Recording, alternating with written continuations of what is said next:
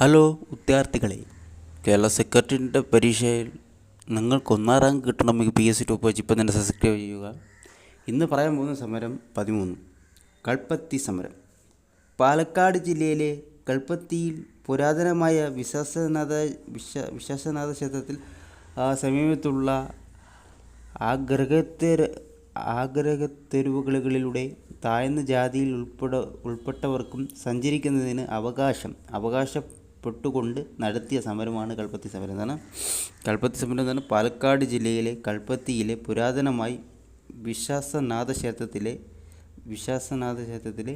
സമീപത്തുള്ള ആഗ്രഹത്തെരുവുകളിൽ താഴ്ന്ന ജാതിയിൽപ്പെട്ടവർക്ക് സഞ്ചരിക്കുന്നതിന് അവകാശപ്പെട്ടുകൊണ്ട് നടത്തിയ സമരമാണ് കൽപ്പത്തി സമരം.